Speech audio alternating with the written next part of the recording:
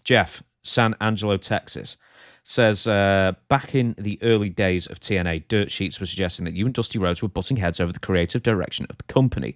Can you talk to us about working with Dusty and why he was given the lead booker role instead of you? Thanks. So TNA, what year are we talking? Early 2004 or something? Something like that. I never heard it either. I didn't butt heads with Dusty. I would just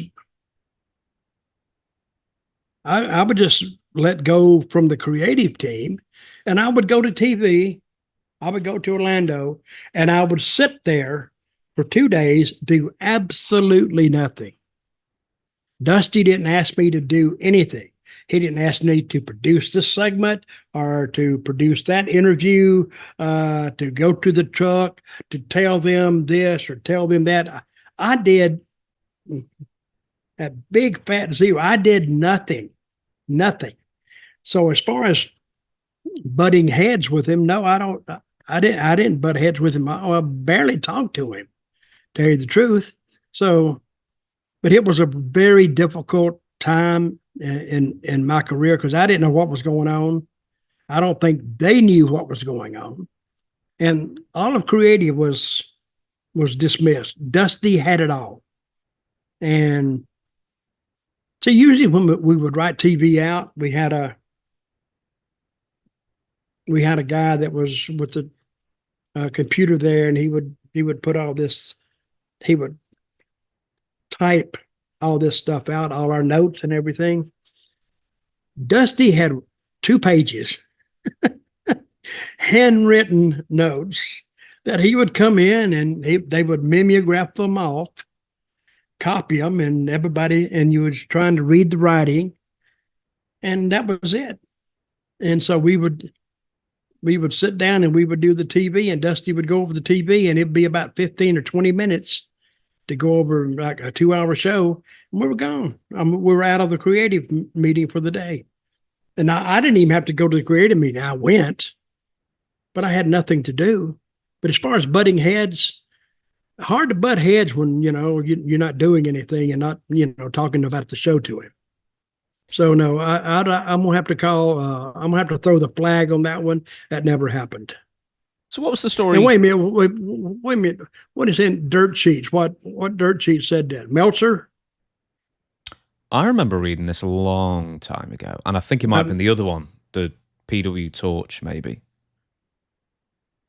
I don't know where they got that. So what's the story with Jeff or Dixie bringing Dusty in then? I don't know how Dusty got there. I really don't. I think Dusty called her up and Dusty Rhodes, big name. I think Dixie's father remembered Dusty, a big name, and the mama, Dixie's mother, remembered Dusty. And he was a bigger name than Jeff Jarrett or Dutch Mantell or Vince Russo. So let's bring him in. So they were going to bring him in, but he didn't want to work with us. He said, "No, I'm not going to do that. If I come in, I'm going to do it all by myself."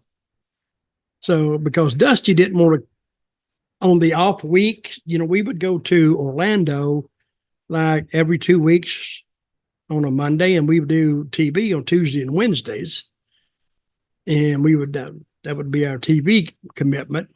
Next week we were off, so that's when we would have the creative meetings. But Dusty didn't want to come up and have a creative meeting from Atlanta. He didn't want to do that. He said, "No, I'll just stay home and write it here." And that's how Vince got let off at the time. Jeff went home. So we were just... It's hard to read a company like that. You don't know where their heads are. I never knew where Dixie's head was anyway. And it's according to who Dixie talked to. Dixie made a mistake. She would talk to the dirt sheet writers. And I never told her, but some people told her, don't talk to them like that. Because all you do is give them material. Of course, they need content for their papers. and they were just doing the papers then, like the Inquirer, you know, the Observer.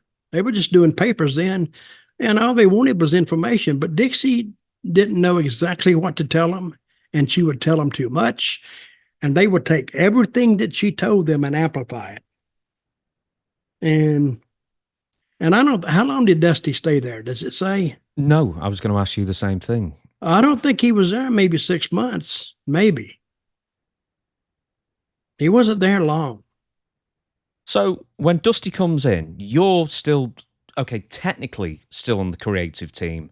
Technically, but I was getting paid. Let me say that. Yeah, but Vince Russo's fired at the time because I know he was there at the beginning. Then he comes back in like 2006. But Vince Russo was let go at that point.